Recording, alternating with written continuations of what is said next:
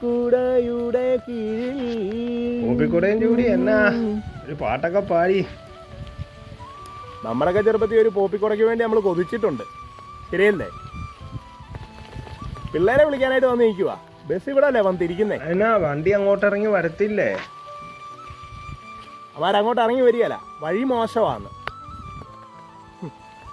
പിള്ളേരെ ചേർക്കാനായിട്ട് സാറുമാരും ടീച്ചർമാരും വീട്ടിൽ വന്നപ്പോൾ പറഞ്ഞാൽ എന്നാണെന്നറിയാമോ?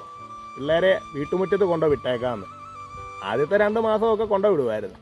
അത് കഴിഞ്ഞപ്പോഴത്തേക്ക് വണ്ടിയെ വരുന്ന ഡ്രൈവറുടെ സ്വഭാവം മാറി. വണ്ടിയുടെ അടിയിടിക്കുക, അങ്ങനാണ് ഇങ്ങനാണ്. ഇന്നലെയാണ് ഇളയവൻ നനഞ്ഞ വീട്ടിൽ കയറി വന്നത്. മാസം 800 രൂപ. ഒരു മാസം പോലും പിള്ളേരുടെ വണ്ടിക്കൂലി നമ്മൾ മുടക്കിയിട്ടില്ല.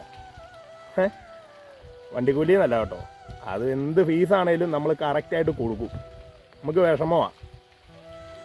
ഫീസിൻ്റെ പേരിലും വണ്ടിക്കൂലിയുടെ പേരിലും പിള്ളേരെ എണീപ്പിച്ച് നിർത്തുന്നത് നമുക്ക് വിഷമമാണ്. ചില സ്കൂൾ ബസ്സിൻ്റെ ഡ്രൈവർമാരൊക്കെ അങ്ങനെ ഒരു ഉത്തരവാദിത്വവും ഇല്ല. പിള്ളേരെ ആ സ്കൂളിൽ നിന്ന് വേറെ ഏതെങ്കിലും സ്കൂളിലേക്ക് മാറ്റടാ. ഞാൻ ഈ വർഷം അവിടുന്ന് മാറ്റും. ഞാൻ മര്യാദ ചേർക്കാൻ പോവാ. അവരും വീട്ടിൽ കൊണ്ട് വിടാന്നൊക്കെ പറയുന്നു. വണ്ടി വരുന്നുണ്ട്.